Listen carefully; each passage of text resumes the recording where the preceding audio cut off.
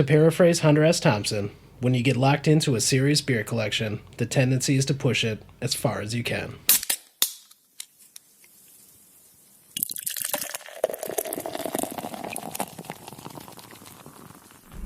Cheers. Son of a bitch! Give me a drink! One more night! On this camping thing! Son of a bitch! If I drink it clean, I'm gonna drink my life away. The Tap Takeover Podcast exclusively uses the Fizzics Draft Beer system to dispense all of the beers we review. Fizzics utilizes sonic wave technology to create the ideal density microfoam head on your beer. It delivers a fresh from the tap draft beer experience that you can enjoy at home or on the go with no need for any external gas or additives. Just 4 AA batteries. Fizzics, tasting is believing. Welcome to the Tap Takeover Podcast. I'm your host, Alex, and I'm here with 3 of my best drinking buddies to talk about all things craft beer. What does that mean? It means we're talking to brewers, bartenders, beer distributors, beer traders, and people with amazing beer collections. And first up, we've got an interview with President of Lakefront Brewing, Russ Klisch. We hope you're ready to take a wild ride with us through the craft brewing industry. Let's go around the table and give our names and our favorite style of beer. Hey, Jim Anderson, and it is IPAs and big stouts and a nice German dark lager. My name's Andy. My favorite styles, I would say, are the Russian Imperial Stouts. In the wintertime, then I tend to lean towards more IPAs in the summer. My name is Jesus, and I love IPAs, and I'm actually into pumpkin beers. Yeah, it's okay to get kinky. It's a bit of an intervention for Jesus. And I'm Alex, and I'm a huge hophead, but I also love the barrel-aged stouts. So let's get into some of those. Let's talk about what we have on the tappers today for our first episode. For our first episode, we got a little treat. We're going to do a kind of a vertical tasting, but not really, because we're doing 2013, 2014, and 2015, 2016 of Black Friday. The Lakefront Black Friday. Yes. In honor of our first interview. Yep. In honor of our first interview with Russ Klisch. We're going to do that 4-beer tap takeover. And what's interesting about that is that the 2013 is a little bit different from the other 3. And Andy, that's why I said it's not a true vertical. Andy, do you want to tell us about the 4 beers we're tasting? Sure. The first is the 2013, which was a black IPA from Lakefront under the same name, Black Friday. So the true vertical would come in when we're starting to start off at the 2016, the 2015, and 2014, because the 2014 is when they started their Russian Imperial barrel-aged stouts. Awesome. Well, I can't wait to get into these, and I hope you guys can't wait to hear us drink these and hear us. Get excited about them as we are, because Lakefront is a fantastic beer. You have thousands of people that stand in line on a very chilly Friday morning to get one of these, so we're very lucky. And if you're listening and you like what you're hearing, we would love to hear from you. So please contact us. We're on Instagram at tap_takeover_podcast. We're on Twitter at taptakeoverpod, all one word. Gmail at taptakeoverpodcast, all one word, at gmail.com. And on Facebook at Tap Takeover Podcast. So let's get into it, boys. What are we thinking about this 2013? So it's a 2013 India Black Ale. So it's been aged at a perfect 38 degrees. Totally cellared. So normally you would not age any IPA for this long of time. As we'll find out, IPAs are not really designed by their nature to be cellared. The hop flavor loses quite quickly. Which, it really has. But there are so many other notes. The bouquet on this is fantastic. You can taste, smell the sweetness on the nose. Yes, in our interview with Russ Klisch, he said that this actually wasn't meant to be aged, but I tend to disagree a little bit because it actually does taste quite good. And it is up near 10%. We also talked about that with Rush, what sort of percentage that you would consider aging something. And I think it's really interesting that we got this one, and I'm really happy that we did, because we wanted to do the 3 barrel-aged beers, the 2014, 2015, and 2016. They're 3 most recent years. But this whole process started with the Imperial Black IPA. So that was the first 2 years. We did not get a 2012, but we did get a 2013. Very luckily, and I have to give give a shout out to a new friend of ours, a new friend of the podcast, Jeffrey Enslin from Milwaukee, who just happened to have one of these in his cellar and was willing to give it up to us for the podcast. So, Wow. Huge. Thank I'll you. drink to that, Cheers, yeah. Jeff. Cheers. Cheers. Cheers, Jeff. And I think it was really interesting to get this one because it's a little bit different and because it wasn't supposed to be aged. It's very different than the way that it was intended, and that can happen with the barrel aging process. That can happen with any, cellar aging beer. Any way you age it, it's going to be a little bit different than the way the brewer originally intended it. I think that's really cool. So what do you think about it? I mean, A lot of the reviews I read on it before we even tried it said it turned into sweet barley wine. Well, I would agree with the barley wine statement. I mean, I don't think it's super sweet.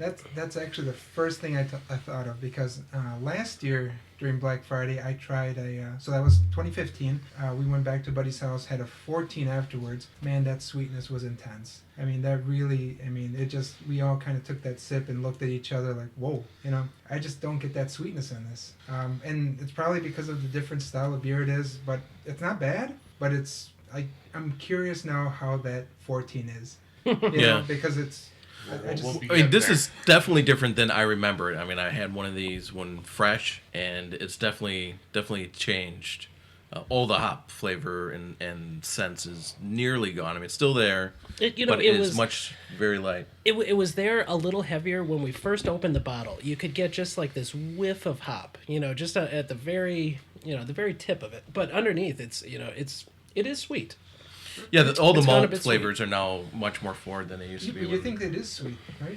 I do. Oh yeah, I mean, I get a ton of malt. I don't think it's as sweet as a barley wine, but No. yeah, it's definitely a sweeter beer. I'm curious- Sweeter than it was originally. I'm curious when we get to the other ones, because that's what I picked up before, the sweetness. But I don't think it's as sweet as I remember. I remember it being Huge a little maple more notes on the nose. maple. Oh, okay. Mm-hmm. That's a good call. Yeah, I remember it being a little more roasty, the black IPA, especially the Imperial style. They do a regular black IPA.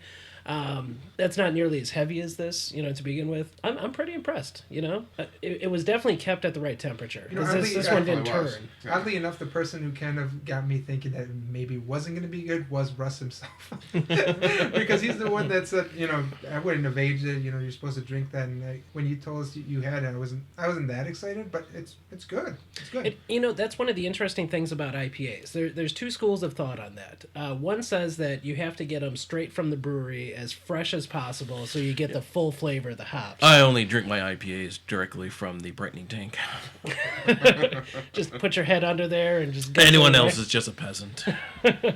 And there's the other school of thought that says IPAs are meant to be drunk after they've been aged. There's a school of thought that says that, IPAs were meant to last the entire voyage from England to India, and that the hops were used as a preservative. And so the original intention of an IPA is actually the aged beer. So I know some people who will age IPAs, a 90-minute Dogfish Head, 120-minute Dogfish Head, some really big boys. Where they have that sort of alcohol content that can stand the aging process, and then they'll wait a year or so, maybe not 3 years like this one was, Right. but they'll wait a while and see what that aging does to it. It's pretty interesting. Have you guys read anything of like what it does to those beers? I mean, I guess Well, I didn't yeah, even so think no of- one really knows what the original IPAs taste like, because there's very few records and even less recipes from that time. So all we have is really conjecture of, we know it was very hoppy, we knew it was aged in wood barrels, and then obviously sent on ships to India that took It's a 6-8 preservative. months. It could be on a ship that long, and Well, it had to be. I mean, it took 6-8, and it's a completely different beer by the time it gets there. yes. Another thing I'm interested in is I still can't believe being that aged of a beer that that Fizzics machine still put a head on it. It's incredible.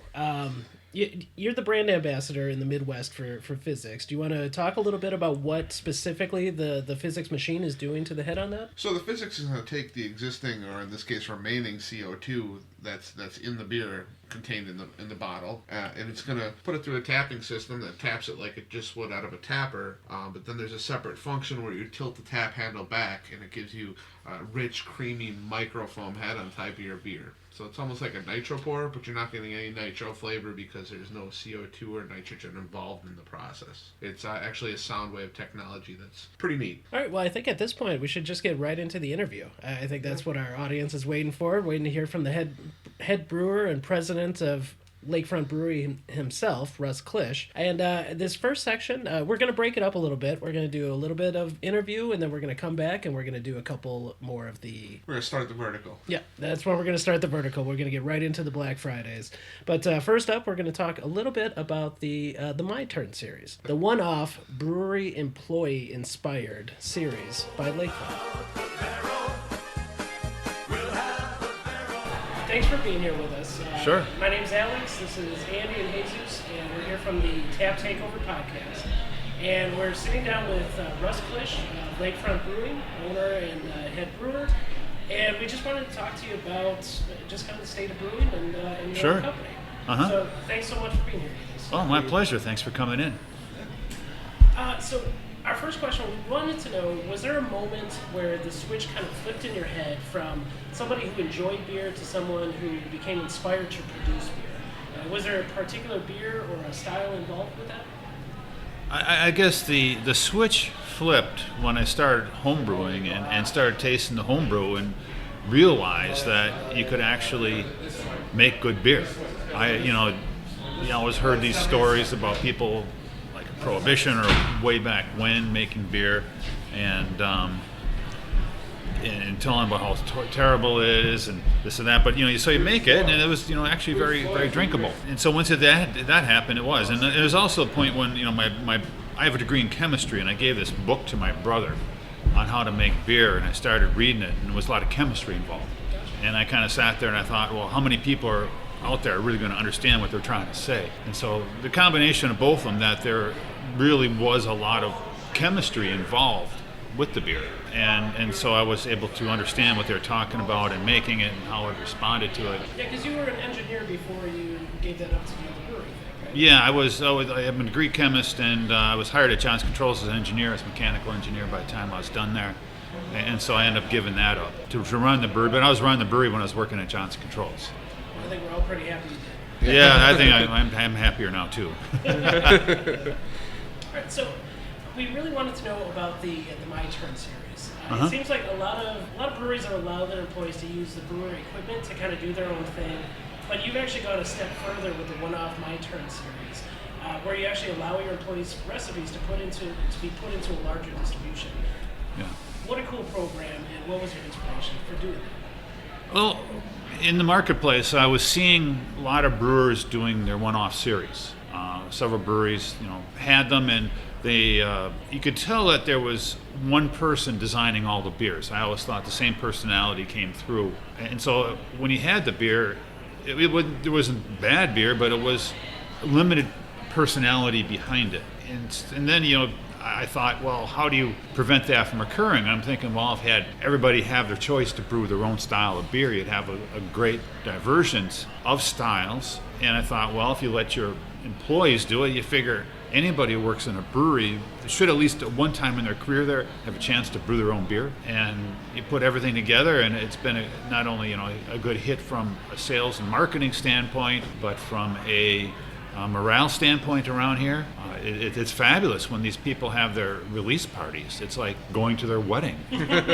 Everybody invites their brothers, sisters, cousins, neighbors to this, and everybody from the brewery comes on down, and it's a nice party. Instills a sense of pride in your Yeah, employees. that's a sense of pride, and everybody waits for it and looks at it. But it's a fun time, and Luther helps them out real well. There's been a lot of great recipes with it, and people around town love it. It's just not like they made up some beer and try to market it as somebody. There's a real live person behind everyone, and this is this guy's beer. What does that system actually look like? So if I'm an employee at Lakefront and I want to get a recipe produced, what does that look like from recipe to production? What are the steps involved? Well, normally we go and we ask them, pick out a style that you want to brew. There must be some style you like that you brew or you think is very popular. And once we find a style, then we go to Luther and we say, could you create a recipe with it? And there's certain things that we do. I know we have like tier 1 and tier 2 or tier 3 pricing with it. And so usually if it's a tier 2, tier 2s typically are over 8%. We don't want to have like 8.5. We say, well, let's bring it up to 9 or 10 or something like that to make it worth everybody's money. Or if it's tier 3, it must be barrel aged or something on that sort. It's kind of interesting because we've got all my turns right up over here. They're sitting right by them. That was actually interesting because that's the cutoff of 4-pack, 6-pack. Yeah, we at first we were doing bombers with it, and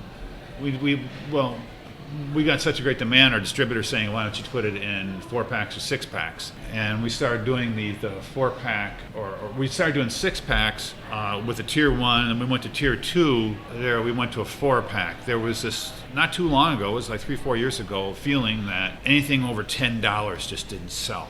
And so that's why brewers came out with a 4-pack. You can price it like at $9.99, and people would still buy it. And then Ballast Point came along and blew that out of the water. And so now it wasn't that big of a deal to have a $11.99 or $13.99, $14.99 6-pack. So was that tough going? I know the distributors wanted it, but I just think it's neat to have the bombers. Yeah. Is there a thought of maybe having both, having the 6-packs and bombers? It does seem like you guys have kind of gone away from the bombers. Yeah, well, the bombers, there's certain issues with bombers. For us, it's changing over the machine, especially like during the summertime. During wintertime, we can do it like a Black Friday. We do it. That's about once a year we do it, really. Is we switch the machine over. You have time during that part of the year where it takes like 4 hours to switch it over, and then 4 hours to switch it back, and so get everything like a there. break in production for you. And so, but in summertime it gets so busy, you're trying doing it, and you really couldn't do compared to go to 12 ounce where everything's set up, all the tooling's right there, and plus with you sell more liquid with the 6-pack. Somebody's buying a 6-pack of the beer is almost like the same amount of people that would buy a 22 ounce, and so basically you're selling almost double the beer, triple the beer that you'd buy. So you get more of a volume going through.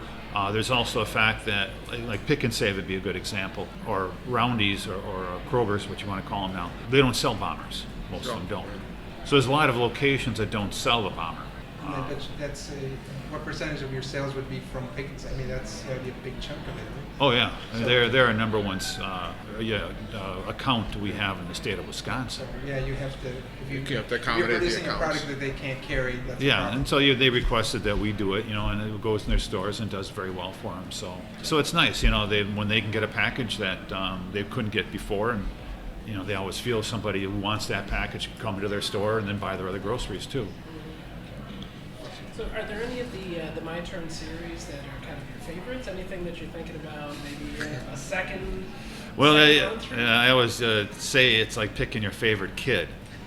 There's some political things in there. You probably could say one or two, but it's like, well, you're picking an employee over another one. Is there a teacher's pet in the group? Yeah. Well, I have come up with a thought. We haven't gotten our act together with it yet, but trying to come up with a variety 12-pack of Like a My seasonal Turns. variety? Yeah, or a seasonal or something like that we could do, but we haven't figured out because the problem is just trying to brew all the beers for it. You'd have to brew at least 4 of them and get them out within a short period of time, put them all in the 12-pack. I think it would be good to do around Christmas time. We might try doing that next year, and we would do is we'd have online voting. And so then so it would be kind of out of our hands, and great saying idea. that the public can vote, and then they'd pick like maybe their 4 best or 3 best, and of My Turns, and then we could put a variety 12-pack out there. Yeah, because the bummer is kind of like that they're limited. I know. I've gone to discount a couple of times where I see the beer there, and I say, oh, well, you know what, I got a lot of beer already, I'll be back next week, and it's gone. Yeah. And sometimes it's hard to tell what's going to be there for a long time, what isn't. So it'd be good, yeah, definitely. It's a great idea. Maybe the people who haven't tried some of the My Turn series. Oh, sure. No, there's always someone coming to me and saying, oh, I love the Colin, or I loved, the David. You got to bring that one back. The David was that. yeah. Was that the night or the Bach beer for Christmas? So I'd say, at what point in Lakefront's history did you realize it was going to become this big? It was probably around 2008, 2009, especially around 2008 when the recession hit, and we just kept on growing. Yeah. That was a big thing to me. But that was back when we had the gluten-free beer, when we started doing the new grist, because we were the first brewery in the country to get a federal okay to do a gluten-free. And there was like unlimited demand for it at that time. We were like one of the first ones, and that just kept on growing. And a lot of these tanks were all paid for by that beer that we have right now. It's probably gone down in volume. A lot of other people have come out with beers since then. But it's still about 20% of our production, so it's not a small thing that we do. So it's still big. Well, especially being the first one, the first gluten-free option at a time when that was becoming an enormous issue. Yeah. Awesome insights from Russ on that. My turn. Man, I was pretty cool. I just love that whole setup. It seems something so easy, but nobody really does it, and I just thought it was great. And It's you're awesome. a huge fan. Oh, yeah. Going way back of the My Turn Yeah, series. I You didn't- turned me onto it. I didn't want to mark out in front of them because I showed you all the bottles. I collect them all because I just think it's neat how every employee has their own label, their own colors. It's all unified under the Lakefront, but they're all different. So Yeah, you've been Really cellar aging a number of those My Turn series, have you not? just a couple that are higher alcohol. They did come out with a lot of hoppy ones, so those are gone. But the other thing that kind of blew my mind was that they're gluten-free beer. Never would have thought it was such an important part of their lineup, but it makes sense. The fact that it paid for a lot of their tanks that they have now. It is amazing because it's like one of those things. Because I guess it's maybe our mentality of just hoppy beers, dark beers, heavy beers, and this lighter, almost like when you think of gluten-free, healthy kind of like this. It just blew my mind that it was so important to them. And that he was one of the first to do it, too. I mean, you really don't think of Milwaukee breweries as really cutting-edge, experimental breweries. And yet here you got someone who was very much in the forefront of a new movement. That really comes out in the interview because he's extremely proud of being the first to do it. That's incredible. So let's get back to the tappers, boys. We've got two in this turnaround before the next series of the interview. We're going to do... Actually, so we started with the 2013, which was a different style. Let's just say that. Black IPA. Now we're going to get into the bourbon barrel aged imperial stouts. This is the meat of it, boys. If we're going to start, we're actually going to go backwards now. So we started way back in 2013. We're going to jump in our DeLorean and jump up to 2016, this year's. This was actually my first year in line for the Black Friday. I know that you guys are kind of, industry veterans. You guys have done this a few years in a row. But this was my first year, and I had such a fun time. So, this is my second year, and me and you went together, and I feel we all pretty much timed the line perfectly. Jesus a little bit better because he was way up front. But we got there, about 4:30 in the morning? 4:30 in the morning, and that was the incredible part is I didn't know that either of you guys were going to be there. Yeah, I didn't had no know Jim idea. or Jesus were going to No, be but there. literally, you guys were what, 6 Yeah, spots we're right away near, from- Yeah. right next to each other. We And just Jim was happened like to 6 leave. spots behind us. Yeah, exactly. Yeah, so I'm standing there drinking, I believe it was the Abraxas. We did a little tasting in line, obviously. Good old perennial. I believe we were drinking the Abraxas, and I hear a voice behind me yell my name, and I'm like, who would I know? Oh, there's Jim Anderson, of course. Yeah, no, it was pretty crazy. And I didn't know that was your very first one. That's weird. Maybe because I guess I've gone the most then because I went in 2012. Oh, so you were there for the very first Oh, one? yeah. For all of Absolutely. them. When I heard about this thing, I was... But there wasn't a line, though, right? Oh, there was still a line, yeah. But not- But I showed up at much later. It was 7, thinking who else would be, getting up on Black Friday morning, getting beer at Lakefront, like a couple handful of people. And yet there was a substantial line of, 150, 200 folks by that time. It So. says a lot for the city of Milwaukee that everybody gets up and does this and goes to Lakefront, especially when 90 miles south you got Goose Island and they're doing their release on the same exact day, and liquor stores in our area have it, but still you have 1,500 people show up to Lakefront Brewery that early in the morning. This was my third year, and this was the first time where it was a party. Because the other 2 years I was there, I want to say almost like I'm here for business only, Yeah, it was very. I was It was there- vastly different. Not only were far more people showing up. I mean, everybody I talked to was like, "Can you believe?" I showed up at the same time last year, and I was almost in the front, and now there are hundreds more people in front of me this year. So have you seen the bottle sharing and that sort of stuff going on in Not previous as much years? as this year. I Really? mean, there was. I have not seen that before. This is like the first time where people were just. It was a party. It Yeah, was like it going to happened a friend's house. little bit, but nowhere near on the scale that it did this year. That's incredible. No, I'm looking forward to the next year. Well, let's talk about the beer from this year. So 2016 Black Friday Imperial IPA. We just tapped it. We put it through the Fizzics system. Great head on that thing. Amazing head Yeah. retention through that system. Really dark. I mean, I love the color on this head. I mean, it does great things for old beers, you know, where it kind of brings them back to life when they only have a little bit of carbonation left. But when you have a fairly new beer like this was just brewed, it was just brewed back in February, aged in bourbon barrels, and then bottled maybe a couple months ago. Yeah. Still very fresh and great head on that. What do you guys think about the flavor? It's extremely roasty. And I Yep. think it's a little bit less boozy fresh than the 2015 was when it was fresh. Yeah. The 2015 was extremely boozy, so we'll find out how that mellowed out next. But You know I what? mean, this I this do is remember that. this is a lot smoother, and it's still, I believe, right around the same alcohol content. Interesting. I would say it's smoothed out just even since the Black Friday. 'Cause they had it on A tap couple months ago. at the giveaway. Not giveaway, but Giveaway. selling. I wish. I wish. Yeah. At the event, and it was bitey. It was bitey then, especially compared because they also had the 2015, and that was really tasty. No, Alex, we'll tease our next episode a little bit. When we were in Michigan, we actually opened one of these, and that was literally 2 weeks after we got it. That's right. I would And- say this is even mellowed out from then. Yeah, that was very, very boozy. You're right, Jim. When it was on tap, it was extremely boozy.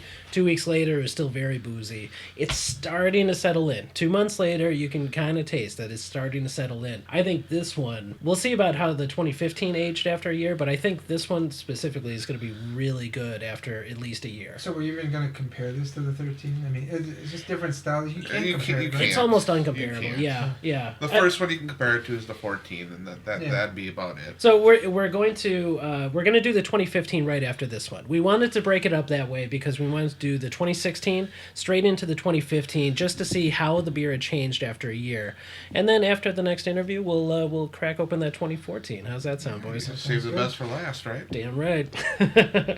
Andy, let's grab that 2015 and put it on the tap. All right, get it done. Start it. Whoa. Yeah, delicious. All right. Wow.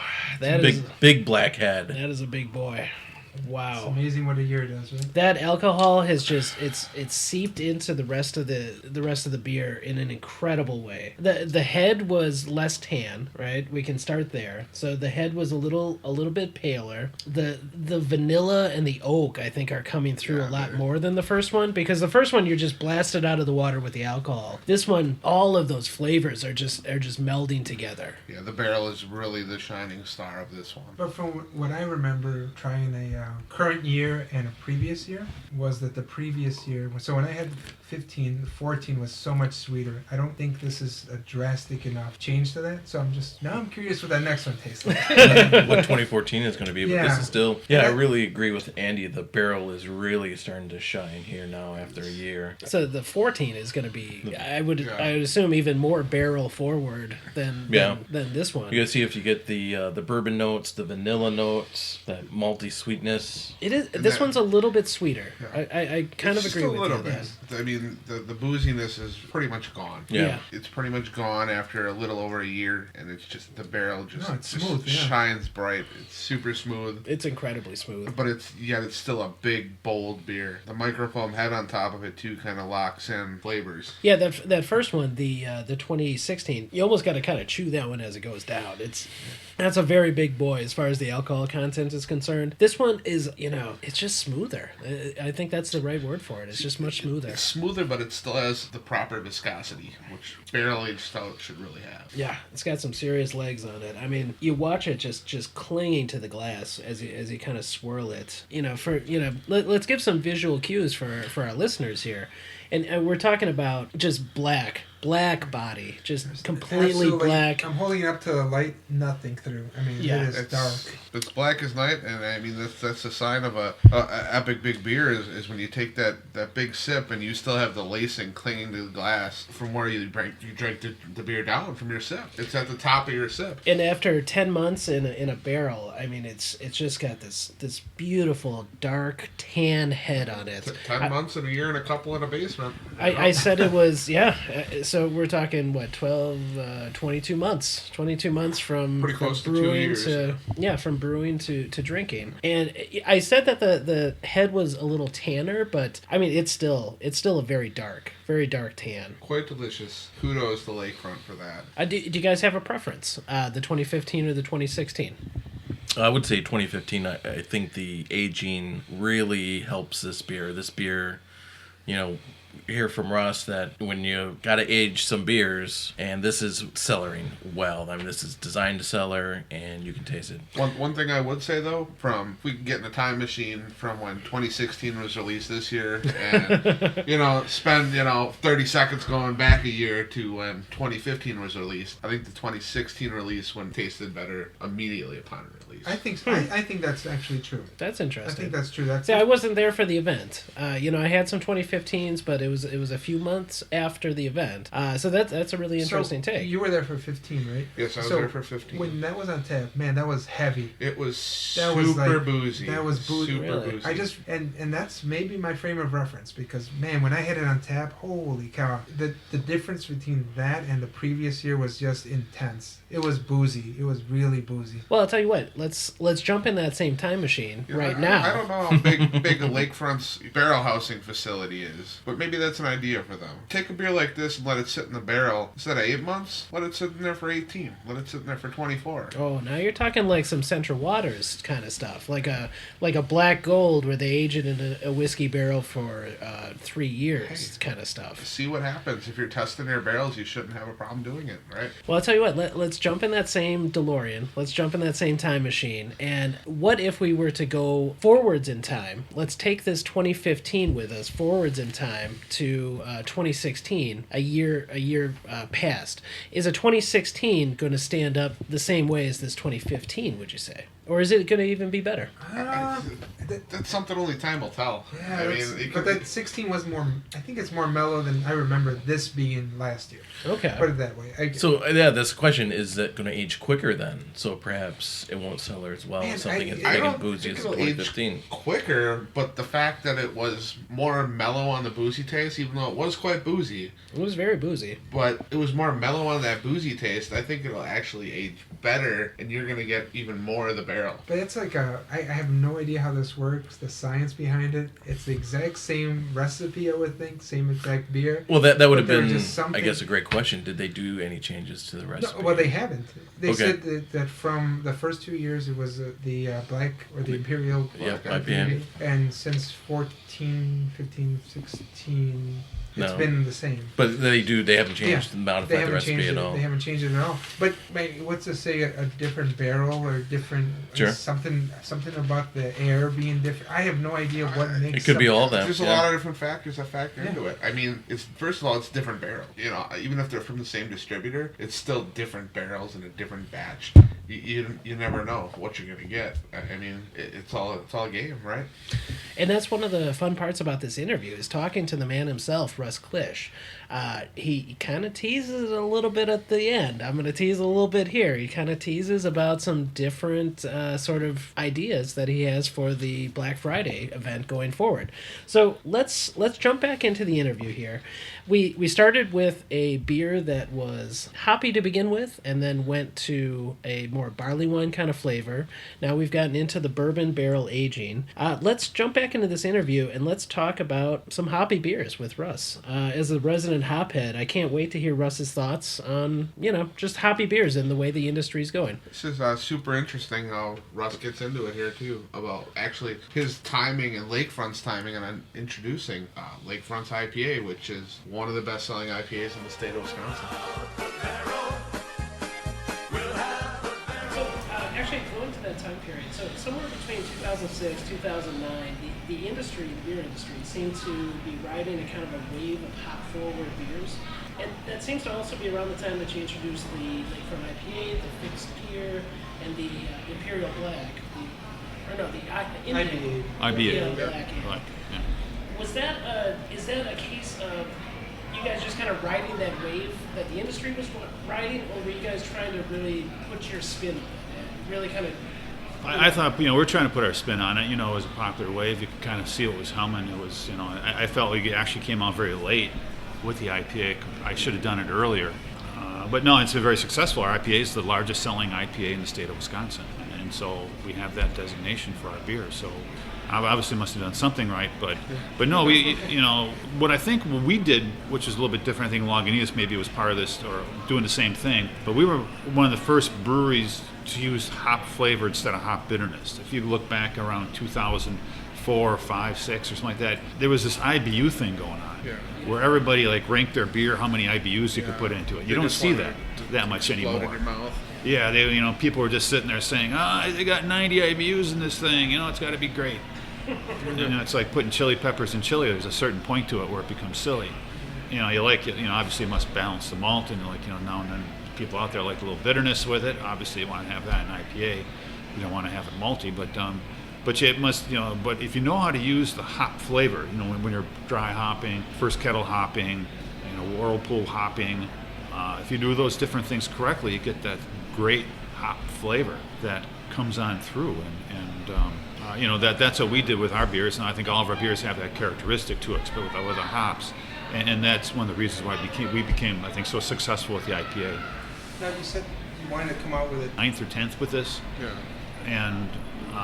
and so eventually it just kept on growing, and I said, well, we best have this because it's going to be a huge part, and it's still growing today. IPAs are still growing today. It seems like you guys are keeping up with that. Yeah. You just did the Hop Jockey series last. Yeah, I did Hop Jockey, and we got a couple other forward hop beers or hop flavorful beers that are like the Warm Front we just came out with. But it's not what my heart considered a true IPA, but it's like a pale ale, extra pale ale, so it has good flavor, but it's not really that big. But that's any plans to go even hoppier in the future? Or are you kind of pretty happy with where you're at? No, I think we're pretty happy right now. I mean, the Hop Jockeys, that's a big beer. I'm not sure. It's delicious too. Drinking it right now. Yeah. It's delicious. Yeah, and so I'm not saying we don't. One of the trends I've seen in beer happening right now is that there's a lot of brewers that are going to retire their brands and come out with all new style, or the next generation they're calling it. I don't know if you heard, but like Firestone Walker's a good example. I just was out in Los Angeles last week and picked up the local beer magazine, and they're talking about retiring like Wookiee Jack, which is like one of their main beers. Yeah. And they say, well, people aren't gonna like it, but we got to come out with the next generation. That's the way it is in the beer industry. Where I'm not sure. I always thought that's still way up there, like on the very style, or that's what the trend is right now. So I'm not sure what else they would be coming up with, but that's what they're saying they're doing. There's like 3 of the Wookiee beers there. They won't be coming out. They're going to change. They're going to retire. Yeah. And so I think you're going to be seeing a lot of that happening. And so there might be a different IPA. I would think that's what they're going to be. They're going to replace it with another one. Did you ever see yourself and Lakefront ever do retiring a Well, we've staple. Yeah, Well, I don't think I could ever do River West Stein or IPA or Eastside Dark. Those are 3 of our staples that we have. But I think there's some other ones, especially seasonals, like New Belgium right now. I heard that they either retire. If it's successful, they'll go 2 years. If it's not, they'll go 1 year with it. That's a big turnaround. Yeah, it is. I used to have seasonals like for 4 or 5 years. There's still some I've had for like the pumpkin, same beer we made since 1990, and cherries. You guys were one of the first to do that. We were the second brewery in the country to do a pumpkin. Because we had Buffalo Bill had it, and the fellow who owns the Trax Tavern, or back then Pete Wilberson, called us up and said, I want a pumpkin beer. So I made one for him. And that's been very successful throughout the years, and helped Great Lakes make a pumpkin vodka with that. Yeah, went off ours. I like what you guys did this year with it too, the brandy aging. Yeah. It was a different little spin. Like you were saying, always kind of reinventing. I have to reinvent, take it, turn up or twist it, just so it's good. But the brandy, if you think of like drinks with brandy, a lot of them are with spices, and I think it fit just well. I love beers that are aged in bourbon or whiskey, But I think the brandies, when you have a fruit beer or if you have a spice beer, that goes a lot better. I want to follow up with the whole retiring of beer, because when I get friends that come out of town, they say, where should I go? I mean, I'm a big fan of Lakefront. They say, go to Lakefront, you'll find something you like. Because your line is just so, from top to bottom, you just got a bunch of stuff for everyone. And the tour is fantastic. The tour's fantastic, but specifically the beer, and we were talking about not necessarily retiring stuff, but how big do you think this line's going to get before you're like, man, we should take a step back, or maybe not?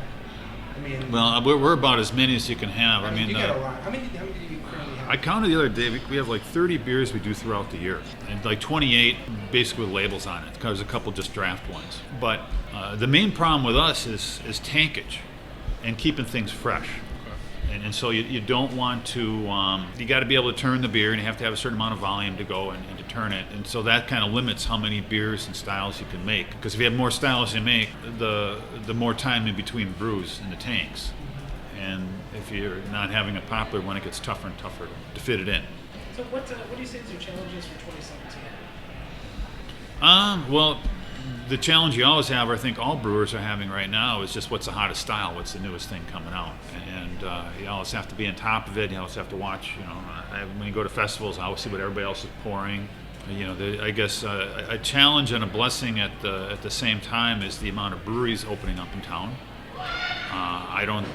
If you look at any successful beer town, they all have like 50 breweries. So if you want to be a successful beer town, that's what you got to have. So that's kind of like the blessing part of it. And I think there's more disciples out there at more breweries to convincing people to drink specialty beer. Like Portland's a good example. Like 50% of the beer drank in that town is craft, and it's like 20% or somewhere around there in Milwaukee. But it's been a pretty good explosion the last couple of years, though. Right? Yeah, no, it's definitely grown. There's no question about that. And so, when you have more people drinking it, obviously you have more chance of coming by, or more people visiting your town to look at the breweries when you have more breweries there. So those are positive things, but then you have more competition too. And so you just have to be kind of on top of your game and what you can do and what you can't do, where you think you want to specialize in. You can't do everything. Like sours right now is a good example where there's some pretty good sour breweries. Mob Craft went there, Lake Mines. They got some, decent stuff and enjoy their beers. But, I don't think that's for us right now. We there's only so many times you want to try to get the bugs in your place if you don't watching it closely. And for us, we're still heavy on production on a lot of ways. And when you're like more hands-on, or you have one guy that's watching the whole thing, production isn't, our size, it's easier to do. But for right now, so I'm going to probably stay away from that, even though I think it's still a good hot trend right now. But I think it's just best for our brewery is we try to concentrate on some other styles. So you said you try to stay with the trends, kind of going to like different fests and doing different beer tastings, but do you try to go like to the Northeast, go to California, how much of an effort is that? Do you just go all over the country, and you have people like, hey, you got to come out to California and try this? I've never really traveled around the country too much to look at styles, but I've done is, anytime you travel, you try to look at the industry and seeing what's going on there, where they're going. You try stopping in a brew pub or two and seeing what they're doing. Yeah, what they're doing. Have there been any of those trips that have impacted like a current beer that you have now? I'm not really thinking of one. But, there's certain things that you look at more than just styles. And one interesting thing I saw, I was in Los Angeles last week, got that newspaper. But I remember going to like the major grocery chain, or a big one, I forgot what the name of it was. But I started, look at like what beers they all have in 6-packs in there.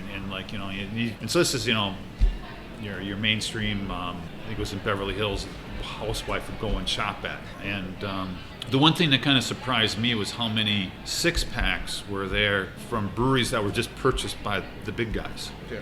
Like the St. Archer, Breckenridge was a big one. A Gold purchased in L.A. by Anheuser-Busch. Seems like Anheuser-Busch has been buying up a lot of lot of little breweries. You saw them. You saw the ones from Miller. And of course, they had the Shock Top and Blue Moon. But I guess that kind of surprised me in that, thinking about it, obviously there was some big beer buyer somewhere that just dealt with a couple people. And they had a couple other local ones there. Golden Road, that was the one I was thinking of.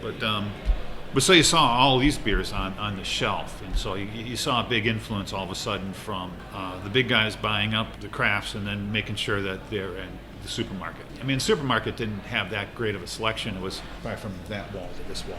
Not even, probably from these two, maybe about 20 feet long for the people who's listening to me and not seeing my hand From go. here to here, Yeah. Not seeing that there, but about 20 foot worth, So that wasn't a bad selection, but it wasn't huge. So what do you think of the new technology coming out for beer nowadays? That was nice. Physics technology. Yeah, that was. I definitely had great aroma that came off that beer with that micro bubbles that was on there. It was very interesting on how to try that and do it. And you can still see. You can't see it if you're listening to us, but the Belgian lace on the glass, you can have that. And the one that you poured for me, you can tell that's there. So that's a good indication of good foam, good beer, and obviously I think the Fizzics must have helped with that. Well, thank you very much, Russ. I mean, your insight has just been phenomenal. We really appreciate the opportunity to getting to interview you. Thank you very much for testing out the Fizzics and being open to new technology. We know we've heard a lot about you being an innovator and Lakefront being an innovation style brewery that is open to constant change. I've known just from working with Fizzics that I've done I've done tastings at your brewery through the Fizzics unit of your beer. You've been completely open to that, as well as you've been in commercials for Fizzics as well with the new Tap system. And thank you very much for your insight into the brewing industry as a whole. And speaking of Fizzics, how about this 2014? Boys? Ooh, yeah. Oh, man. We're only about a quarter way into to all four of our pours, and I mean, it is just phenomenal. Coming out of that Fizzics system especially, I mean, the head on that thing is just incredible. It looked like milk chocolate. So as Russ referred to it, this is Belgian lace head. Really, I mean, it's delicate, it's light, and it really clings to the side of the glass. It's sticking to the glass and lacing better than the 16 and the 15. If we're talking wine, I mean, we would say that this beer has legs, right? Mm-hmm. Like it's just all over the glass. Let's describe it, for our audience here. We're talking even blacker than the first two, if that was possible. Once you've turned out the lights, it feels dark. This is like turning out the sun. This is very, very dark. No sign. You could put a spotlight on this thing and you couldn't see your fingers on the other side of the glass. And it poured out one of the darkest brown heads that that these eyes have ever seen. After 3 years of aging, just what an incredible beer. Yeah, a lot of the barrel is now starting to fade a touch, so you're getting some more chalkiness, but you still get a ton of vanilla, a ton of the oak. And there's almost like a caramel, like toffee undertone to it. So it's almost like so we said that the first one, the 2016, if we're reviewing here, the 2016 was very booze forward, right? So it was very alcohol forward. The second version was very barrel forward, right? So you're getting that nice like oaky flavor along with the darkness and the vanilla. And this third this third time around, 3 years in, we're just getting all of the subtleties of the barrel. Mm-hmm. So the barrel itself has kind of fallen away in the last year. And now we're just getting all those subtleties, the smooth vanilla, the smoother oak. It's if the beer had any edge to it, I guess the 16 is boozy a little bit, but it's hot. I mean, but as the years go by, the edges. I mean, the best way to describe it, the edges start coming out. Oh yeah. It just smoother and smoother. I'd be interested in finding a 14 a year from now. Because I really think those minimal amounts of caramel and toffee, the undertones that I brought up before, will come out even more. They're just going to expand throughout the beer as it ages even further. I think we have to invest in a DeLorean. Yeah. So, I mean, I know I'm looking forward to taking up on Russ's offer to explore his cellar and what he might be able to offer, because I'm sure he has some gems stored away, right? I mean, for me, it's always interesting that you get a realization of things after, but when you have someone who's storing away their gems early on, you get to participate Oh, that's going to be fantastic. We promise, Russ. We'll bring the best of ours. And that's actually fantastic because in this next section, we're going to talk to Russ about his own beer collection. We're going to talk about his cellaring process. I mean, we're holding these beers for what, 2, 3, 4 years? Mm-hmm. Let's see what a master brewer says about aging a beer. Honestly, I have a pretty extensive collection, and I think really the oldest one I have is 2012. You have the biggest collection of all of us, so I'm going to say that's... Not to one-up you, but I do have a 2009. No! And can I just say Sounds that like a challenge. if Jim there's is putting any himself over. any opportunity to put myself over, I couldn't help myself. Will take that we may opportunity. have to edit that out, honestly. Just leave it in. Welcome to the Tap Takeover Podcast. Waiting for Jim to be a jerk. Oh, there it is. Jim's going to put himself over. All right, Can't help himself. It's really a disease. Hashtag coming out swinging, right? The other fun part about this next part of the podcast is where we're gonna put the screws to Russ here. We're really going to try and nail him down and get him with our classic gotcha journalism tactic. Jesus, how did that go? Well, I didn't get him. I tried to do some spoiler alert. I tried to do some hard-hitting analysis and some hard-hitting journalism, and he was unwavering, put it that way. And yet, at the same time, we did get some breaking news, which I think none of us were aware of, but I hope that our audience out there is going to be very happy about it. It entails the cellar-aging process, it entails marketing, and it entails the distribution process. Yeah, this last part will be a treat. So this is the Tap Takeover Podcast, and so we'd like to ask you, what would be an ideal tap takeover to introduce folks to Lakefront Brewery? Which beers would you use to tell your story? Well, beers I'd use to tell my stories were innovator brewery. So I guess I'd want to have the beers that we've done, which I consider being innovative. Number one, we were first organic brewery, so I feel I'd have to have an organic beer there. We'll be a first gluten-free brewery, so we'd have the new grist. We talked earlier about My Turn, about how we do that with the employees, so I figured I'd have to have a My Turn.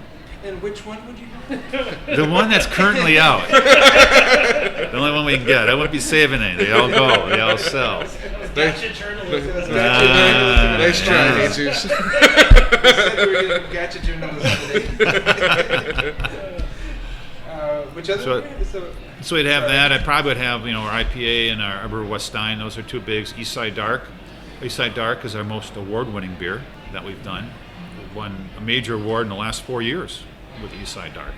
So that's very important there. And probably have a seasonal too. I think we talked before about the pumpkin. I might have something on that sort since we're like the cherry beer we've had. I wouldn't mind having that out there because that would tell the story of Door County cherries. I think we were one of the first breweries in the country to use fruit with our beer back around 1989, so that would be important to me to try to point out. And we've done well with barrel aging, so maybe a barrel aged beer also. So you guys have won a litany of awards. Which three would say are your top 3 awards that you've won? I guess we won last year the best organic beer in the United States. So that one's always, I guess, since we're an organic brewery, that's near and dear to my heart. The fact that you can be awarded the best beer in the United States organically. Also, the Eastside Dark Awards that we've won from the European Beer Star, because that's a Schwartz beer or no Dunkel. So I think it was in the Munich Dunkel category. And so I don't know if you're familiar with the European Beer Star, but it's kind of the Great American Beer Festival of Europe. But they do allow or maybe it's just called the World Beer Cup of Europe. And it's usually always on European styles. And so there's a lot of European breweries that enter. So you figure it's huge for an American brewery. So Americans are very popular and win a lot of awards in the IPA categories or things like American type of craft beer styles. But when you go and you win in the Munich Dunkel category, you figure you're going against all the Munich Dunkels that really are there and judged by brewmasters from those breweries. And so when you send your beer like that out and get an award, I feel very special about that. To do what they're doing better than they're doing it. Yeah. So one focus of our podcast is the idea of beer collections and cellaring beers to see how they evolve. Being the creative mind behind the Black Friday bourbon barrel aged Imperial Stout, What is your beer collection? Well, I do have a beer cellar. We have it. I don't know if you heard it. We probably haven't publicized as much. We're probably talking more about that. But we are right now on our aged beer. We weren't able to get it on the Black Friday, but if you have any of the current barrel aging beers that we have, like the spice one or the pumpkin, you'll see a little hourglass. I don't know if you heard about this or not. I have to go get one of these. But if you look on the label, you'll see an hourglass on there, and this designates the fact that it's cellarable. Okay. I came up with the idea. I pitched it to the Wisconsin Brewers Guild. Everybody loved it. And Henry from Mobcraft helped me along with this. He came up with the logo. He's also promoting it. But you should be seeing on his beers, you see on Oso's beers. And there's several beers out there right now that are being made with this hourglass logo on it. And when you buy one of these beers, you know it's cellarable. One problem I have, especially I know the first time we ever came out with the Black Friday, it was like a black IPA and Imperial Black IPA, and people kept on holding on to it. Well, you really shouldn't be holding on to an IPA. Even though, because usually any cellarable beer is over 8%, there's a lot of other little categories you can look that would help improve it, but when you have a hoppy one, you don't want to cellar it. And so somewhere along the line, we had to designate or come up with a designation. So I came up with that. I came up with the idea. Henry helped me with it. So there's several breweries out there right now. We're trying to get pushed, and we got to get a press release out. I wanted to get several beers out there looking like this right now. This might be breaking news. Yeah, so that's one thing you could be breaking news. I'll show you the logo when we go in the other room, and we can have it. But it's something I think the industry needs. It's not something that we are looking at that is, we want to keep for ourselves or trademark or anything on that sort. We want to basically have this symbol as something we can go and promote aging beers, and people can put it on there. I also wanted to try to have something in the state here where I've seen that. I felt that even though there's a lot of great brewers in Wisconsin, I like to get us behind one movement where I think that we could try to excel. And this movement will take years and years, but it's something you got to start now. And aging is something it's going to be a 20-year progression. But I have beers from 1992 that I've drank that are fabulous. They just age. Sure, you can bring that out. All right. We'll be doing a small vertical on All Black right. Fridays. So we do verticals. Yeah, our holiday spice is one that it can be aged. That's a good aging beer. And so we've had those verticals, and my brother did several of those this year, and how they age and how they go. And so when would you open that 92? when would I? Yeah, I mean, Is there any specific Yeah. range that it should that's age the for? tough part about Yeah. aging. Like I usually do it maybe 3 years, 4 years, and I'm like, I just gotta drink it now. I just Yeah. But you've amazing patience. Well, I got numerous. Maybe it's not the 92. I got the 93, or you drink all those. I only got a couple of those left. But sometimes you have your friends coming on over. But if I would have known this, if you want to talk about it, maybe next time I can come back and I can bring out. I'll get some more aged beers and we can see how they hand up. And not all of them really are always good. Sometimes you get some bad ones out there. You can tell when they're good and when they're bad. But when they're good, they're exceptionally good. And so that's one of the things that we're doing, and to me that's one of the more innovative, one of the next innovative things we're up to. So with the whole barrel aging process, what do you think of the whole secondary market that's out there? What's your take on that? Of people trading obscene amounts of beer for marked up prices? Yeah, because only a few people, are here get the Black Friday. So you get, 3 Black Fridays, you can trade them with someone else. I mean, I've seen a lot of Black Fridays in these trading sites. Yeah, no, I would consider it positive. I mean, anytime you have people doing that or training it, I mean, obviously it's good for education, and to me, a bottle of Black Friday is as good as any $30 bottle of wine, and usually it's a more inexpensive price, and it can age just as well, if not better. I don't see any reason why brewers shouldn't, try to make more high-end, specialty beers. I'm thinking, the more brewers you have in the country, you have to get them. The smaller you are, normally the higher priced product you need to have in order to make your image with it. And so these high priced beers are right up the alley of some small little boutique brewer. And so I think it's a positive thing, to do that and trade, and talks about the beers, and people understand your place. And anytime you get your name out doing that, people will come by and visit. So yeah, it's good. And speaking of the Black Friday specifically, I mean, we had a great time coming out this year. It was my first year. I know these guys have done it a few other years. But just the party itself, is it more taxing to you just because of the amount of production that you guys have to go through beforehand, or is it I mean, do you guys get to party too? Is it fun for you guys putting on the party? Is it as fun for you as it is for us enjoying the party? I would say yes. I guess one barometer I always use is how many employees want to work it. Okay. And so there's no shortage, and I also get a lot of volunteers wanting to work it that day and coming in, and so from that reason, it is for my own personal self. It is kind of stressful, just to make sure everything pulls off and everything goes and nothing else happens along the way, because you have everybody coming on down, and whether you're going to have have enough beer at the end for everybody. That's what you're kind of concerned, and so those are things you're hoping everything just runs well. Do you have a gauge about how many people came out each year?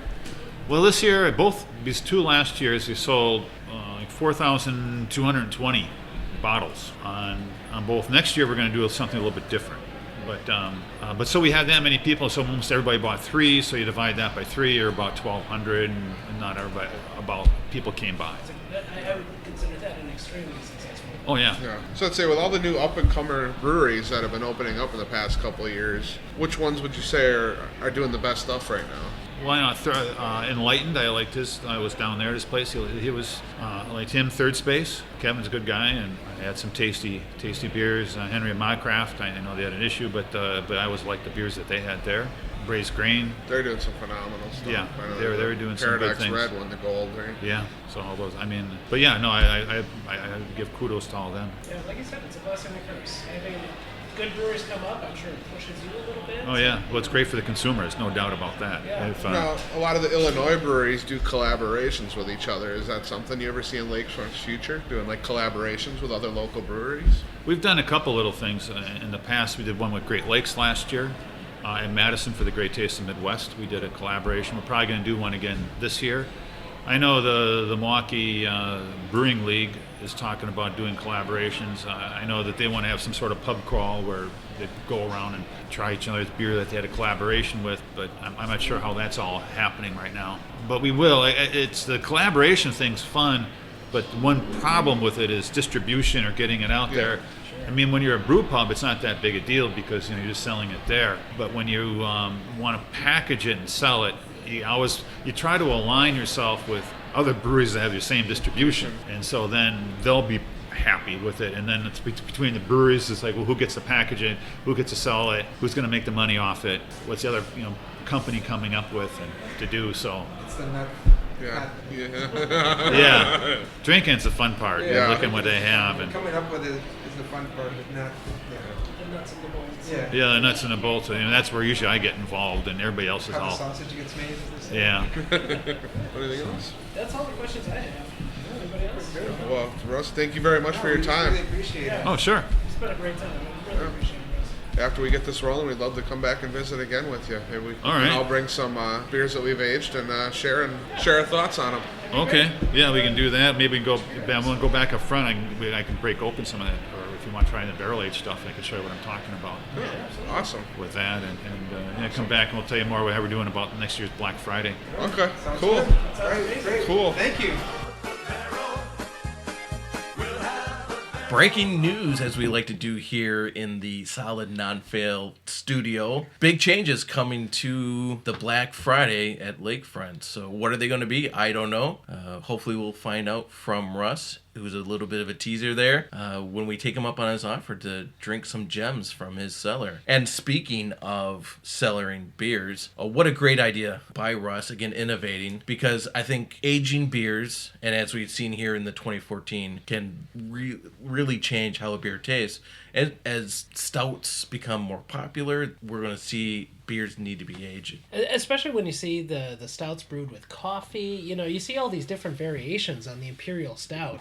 It's almost a golden age of Imperial Stouts right now. I mean, the things that people are doing, and then the things that those beers are doing once you age them a year or even 2, it's incredible. I mean, can we say we're in the golden age of craft brewing right now? Is that a fair statement? I think so. I mean, I can only imagine if I had a 22-year-old liver like now, instead of the old battered thing that I'm lugging around.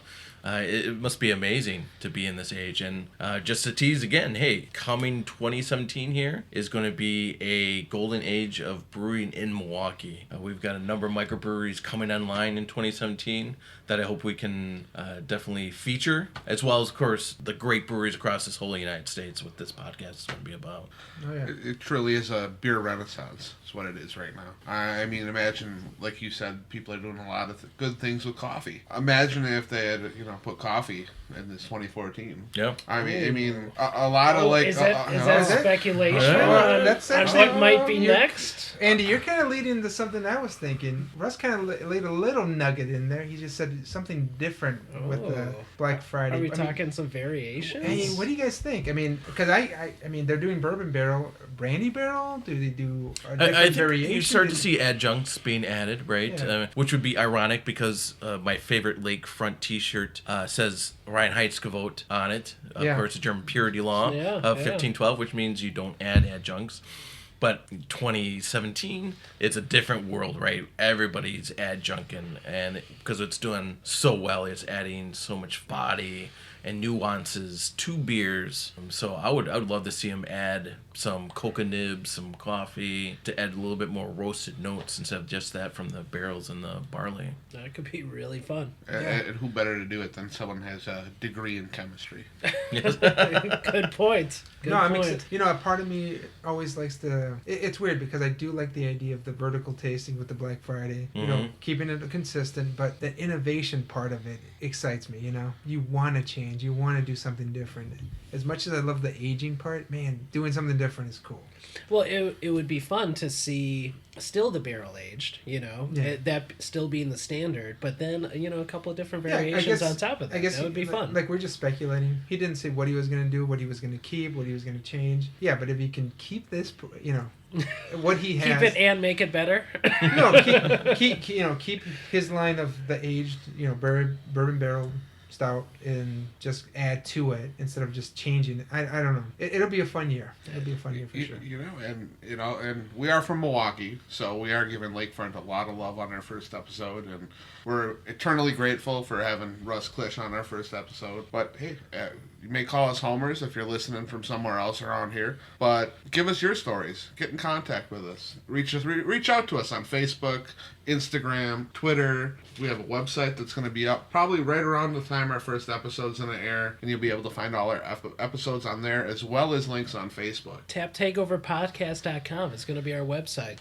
And again, Instagram, we are at tap_takeover_podcast, Twitter at TapTakeoverPod, Gmail at taptakeoverpodcast@gmail, and Facebook at Tap Takeover Podcast. So what I was going to say is if you're going to call us homers, come back at us. We're more than happy to get into argument with you. Yeah. What's your best regional beer? What do you have in your cellar that's better than some of the things that we've just tasted? We can't wait to hear from you because we can't wait to get challenged. This year, throughout this podcast, our entire mission statement is when you get into a good beer collection, the tendency is to push it as far as you can.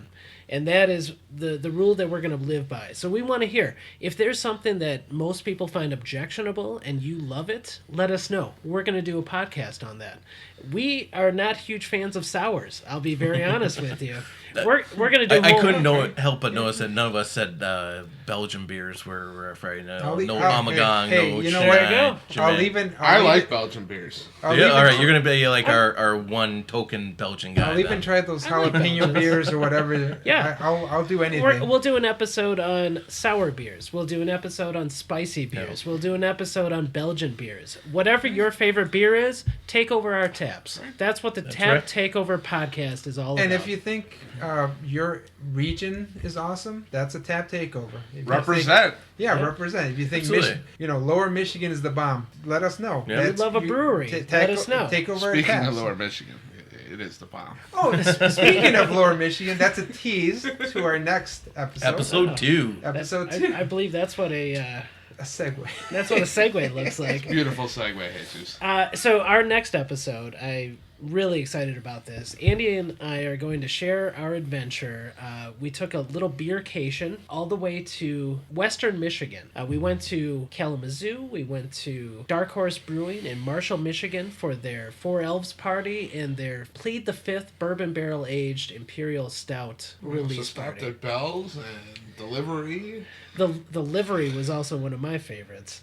But yeah, we've got that for you on the next episode. Yeah, and there's great things coming out of Founders too. So, I mean, Western Michigan's an exciting thing. Yeah, so we can't wait to share that tasting with you. And we've already got a couple more brewers lined up, a couple of Milwaukee favorites. I don't want to say too much, but I can't wait for you guys to join us on the next podcast. Thanks for joining us on our rare release premiere podcast. My name is Alex. I'm Jim. Andy? Jesus. Cheers, boys. See you next Cheers. time. Cheers. Cheers.